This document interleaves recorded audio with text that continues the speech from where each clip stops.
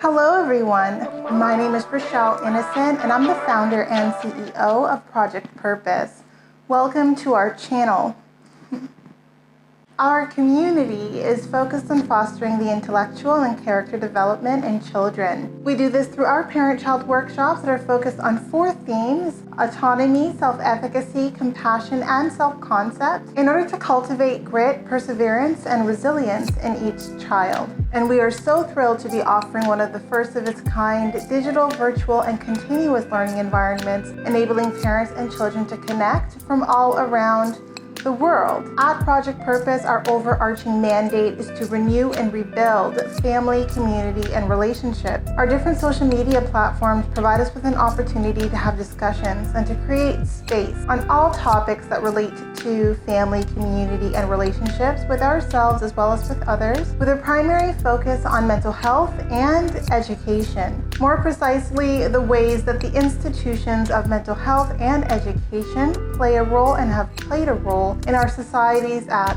large. These discussions and debates provide us with an opportunity to think critically about what needs to change within these structures for us to live up to our bold slogan, support, protect, and empower each child through youth-focused development, better known as leadership in juvenescence. We recognize that in valuing our children's leadership potential, this also translates as recreating and co-creating environments, both socially and politically, that will enable our children to thrive. For those of you who are particularly keen on the topic, we also write thought pieces every other Sunday. We actually are dropping a thought piece this upcoming Sunday, so be sure to meander over to the website and check out our online content. Now, if it is the case that you are looking for a listening alternative, well, we're available on 12 different podcast platforms for your listening leisure, and we've provided you with access to the links in the description down below. Now, as is the convention, be sure to subscribe, hit that post notification bell so that you are aware of every time we post. And of course, if you like these conversations and you want to keep them going, like, comment, and share this segment.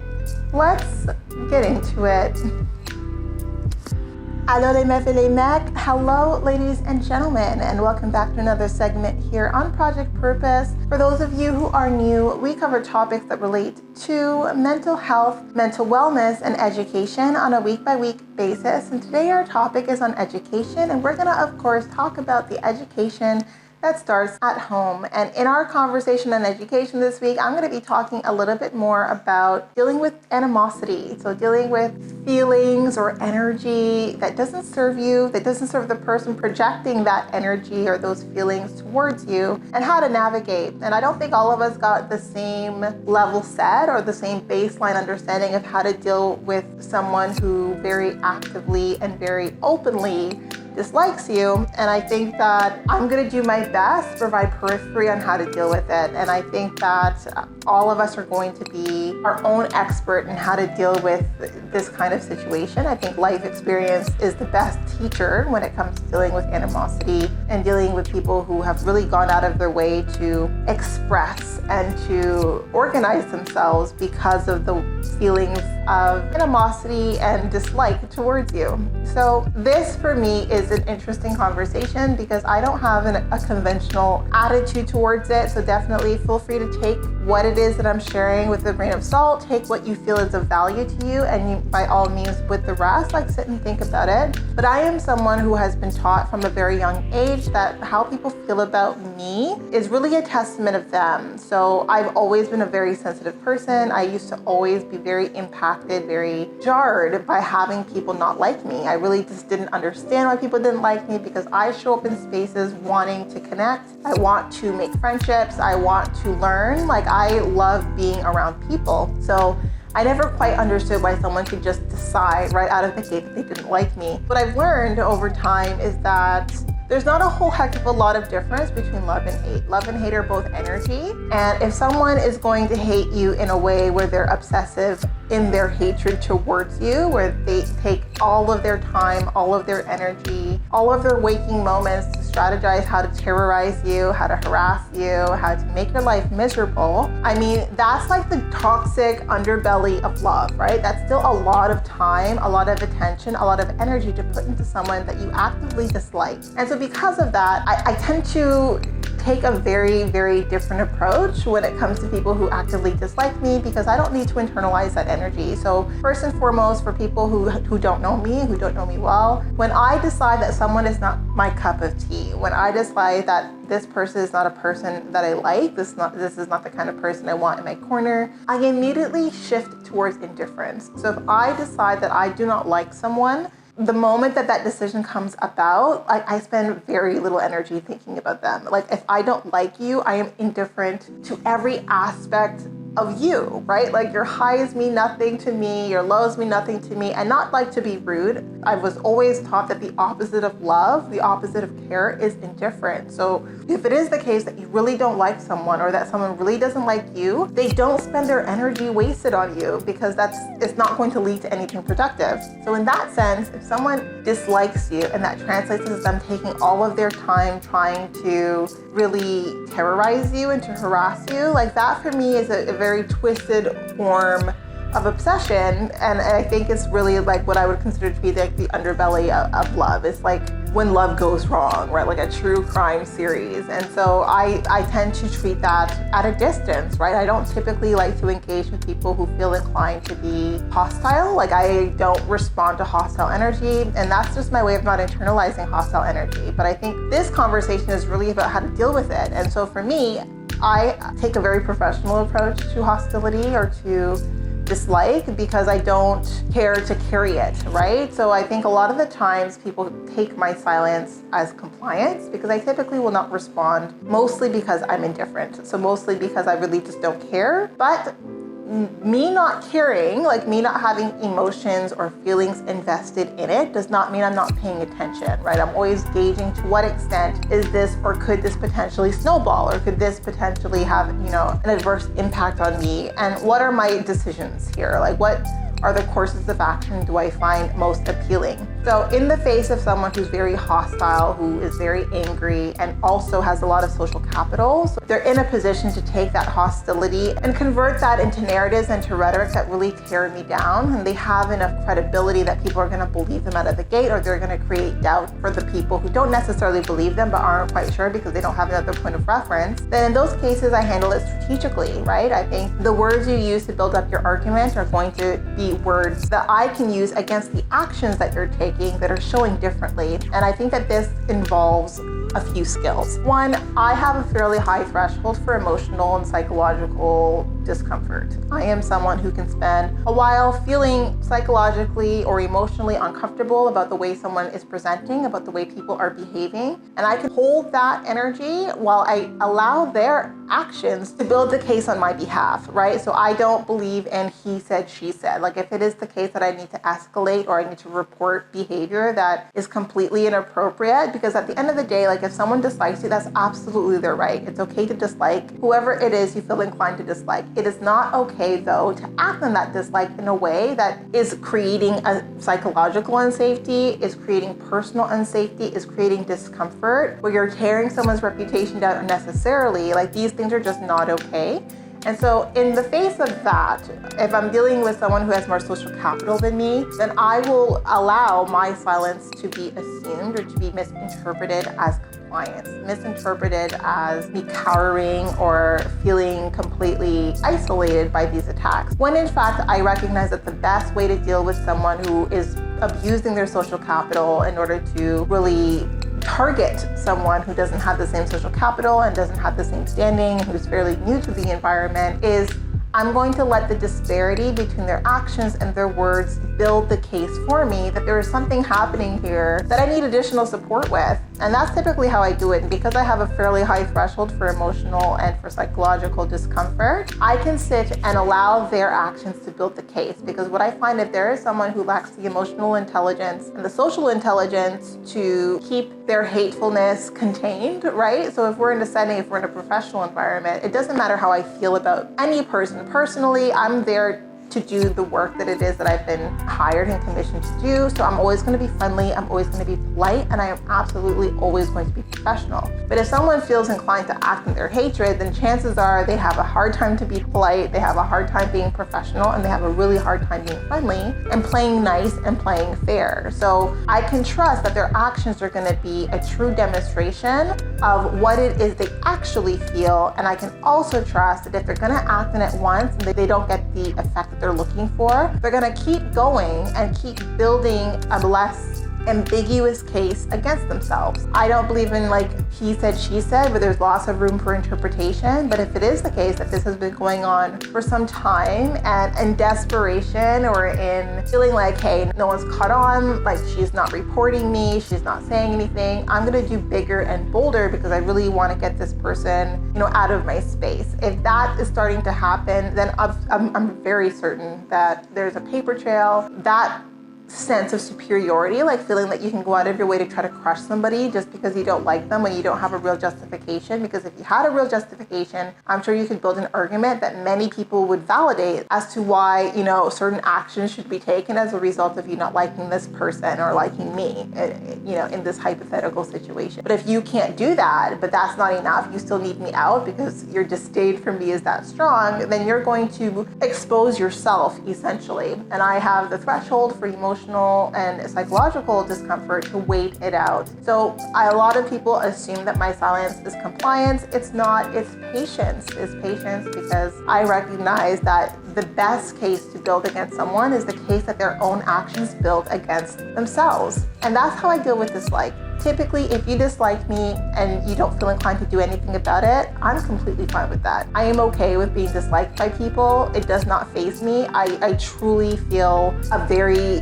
deep indifference towards like the different attitudes that people have towards me if I don't have feelings invested in those people, right? And I don't have feelings invested easily, right? So I think if I invest emotionally in someone, it's because I care for them and because they've demonstrated, qualities that make it so that I feel safe investing emotional energy into them. So if we have a conflict, if we have disagreement, then I'm happy to engage, and you'll see the emotional part of me engaging in those discussions. But if I don't know you, or if we haven't built enough rapport to validate or to warrant some of the conflict that you're trying to draw me into, then truly you're being met with a wall of indifference, right? Like I'm never compliant. I believe very strongly in accountability, but my accountability doesn't come from personally or emotionally feeling damaged by the behavior that you've done, but more out of principle. Like not liking someone does not mean that you have the right to be abusive, that you have the right to spread rumors, that you have the right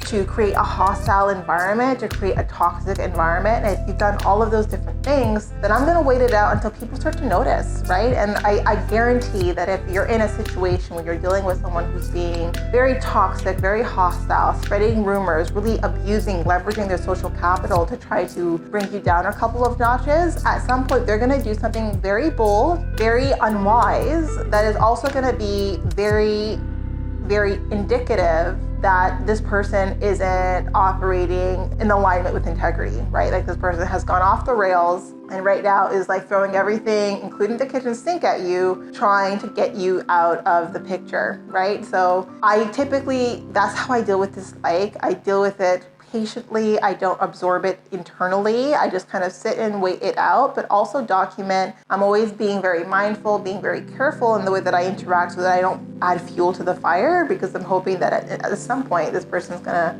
wake up and recognize that their behavior is like not okay. Like it's not okay to behave in those ways because of personal dislike or because of your personal feelings towards anyone else. And I think I've been taught that when it is the case that you remove yourself from someone, or when you decide that this person isn't for you, when you decide to hate them instead, that's still emotion, that's still energy invested, right? So it's still a form of love. It's just a love turned toxic or a love turned dark. When I decide that someone is not for me, if I'm emotionally invested into someone and I decide that they're not for me, then I'm looking to remove myself emotionally from that person. I'm looking to reach a state of indifference because I understand that indifference is the true opposite of love. So when someone cannot find their way to indifference when it comes to me, I'm not going to share in that I refuse to like let myself be drawn into that song and dance, because this is a very toxic one. And I also firmly believe that hatred is a poison that you drink hoping that the other person dies. I'm not going to spend time hating someone and thinking that my hatefulness is going to harm them. I mean, I could do different actions and do different things to try to harm them, but I'm going to be held accountable to that. Very few people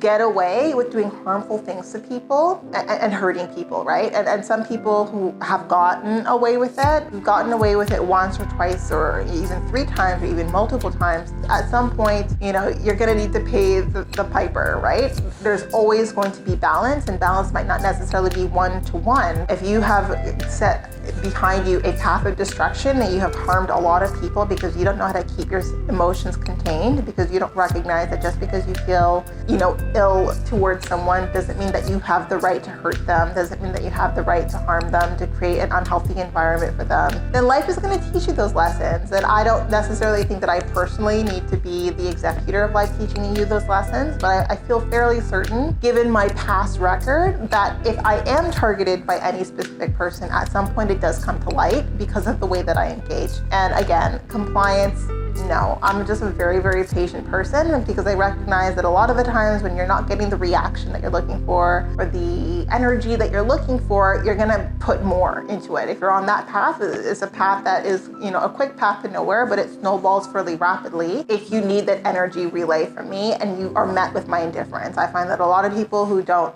know how to manage their emotions spin out when they meet someone who really doesn't care about all of the things that they're doing to try to terrorize them or to tear them down. And do I care that I'm being terrorized, being teared down? Yes. I mean, that's not fun for anyone to deal with, but I'm always going to behave and engage in a way that focuses on self-preservation. And I think that is also very important. When you're dealing with someone who is very hostile towards you, who has very negative feelings towards you, like, the focus should be about self-preservation until people start to catch on, until people start to recognize that there's something about this dynamic that just isn't right. And some of the things that they're hearing are starting to just not add up. It's just not making sense. Then now we're in a position where your actions are going to speak for themselves. Again, I don't believe in he said, she said. I think that that's also investing my energy in a wasteful way. But I do also, I've always recognized that if I can exercise patience when it is the case that I'm targeted by like a hateful person or by a campaign, a smear campaign, or if I'm in the face of all these rumors, like if people are getting really, really confident, saying really, really bold lies, at some point they're going to get themselves caught in the net that they put out.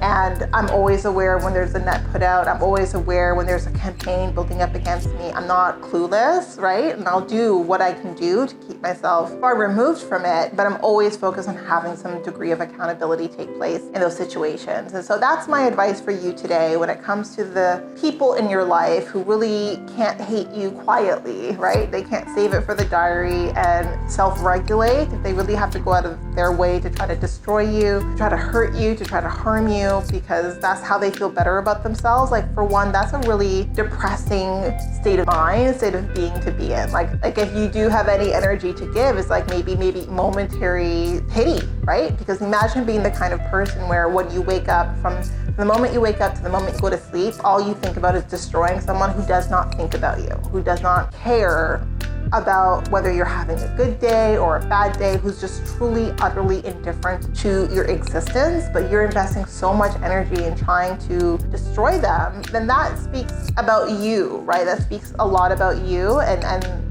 the things that you need to work on as a human being. And I think that outside of that, always do what you can to support yourself, recognizing the lay of the land, right? So if someone has a lot of social capital, they're abusing the social capital to try to tear you down. I've always believed that anyone who is capable of tearing me down in the environment that I'm in, it's a signal that I'm not supposed to be in that environment. If I'm in an environment where that person is struggling to tear me down because people are really thinking critically, they're really trying to look at things in a very objective way, and they're not seeing things add up, and they're ready to defend, and they're ready to support, and they're ready to really seek out the truth in that situation, those are situations that I want to be in. Those are environments that I want to be in. But if you can turn people against me very quickly, I'm not going to fight to be around people who quickly turn like this. I'm not going to fight to be in environments where creating a hostile environment is very easy, right? I want to be in environments where people protect environments. They really go out of their way to create safe spaces for everyone, where people who create toxicity, who are bullies, who are really vicious, have really negative, derogatory, or negative unconscious bias playing out. They're really just not good energy for anyone, that those are the people that get extricated. Like, those are the people who are targeted. But if I'm in an environment with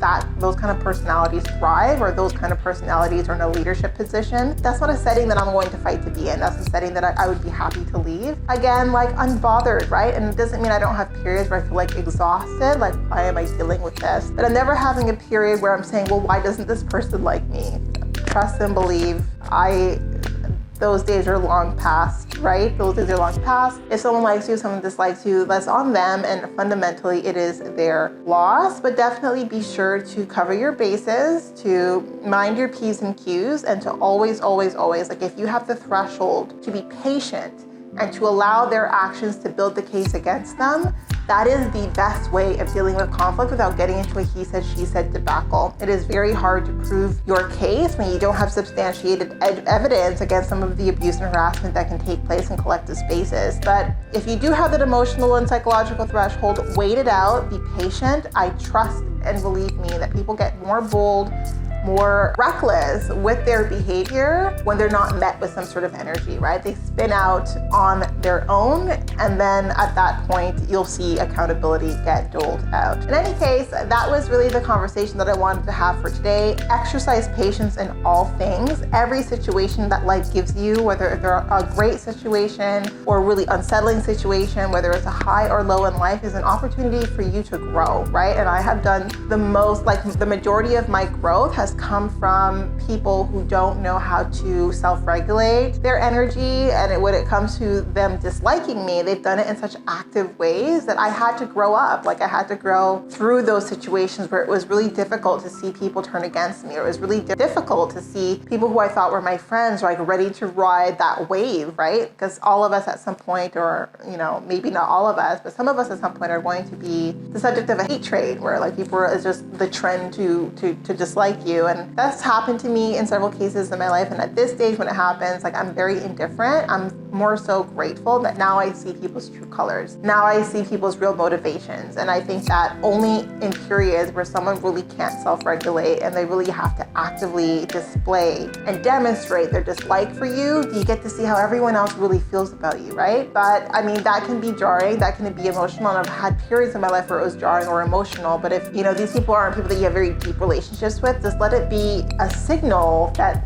your journey is pushing you beyond that setting and beyond that environment. And I hope that was helpful to you. I hope that gives you some food for thought. I think if there's anything that you pull out of this, like, don't engage directly. Like, don't meet that energy head to head. Don't let someone who is hateful and behaving in their hatefulness pull you down to that level, because that is not a great emotional, mental, spiritual, or even physical state that is good for you. It's not good to just, like, be filled with hate all the time. Like, it's just not good energy. It's not good vibes, and I do not personally care for it. In any case, that was it for today, but definitely not all. Now, before letting you go, I would be remiss if I didn't let you know that we will be going live at least twice a month, every month for the foreseeable future on our Facebook page. So definitely be sure to tune in. Now, these events are paid events, so if you do see yourself participating in our community on an ongoing basis, then I do suggest that you take a look at one of our package plans. Yes, so we do offer package plans over and above our live events, as well as access to webinars and workshops, largely focused on self-mastery over and above those events. So definitely be sure to tune in. Follow us if you haven't already. Subscribe to our hashtag Game Changer community and be the change that you want to see, allowing us a small role to play in your journey. We are on the road to 1K, so follow us on all of our platforms, and I look forward to chatting with all of you very soon. We'll talk to you later.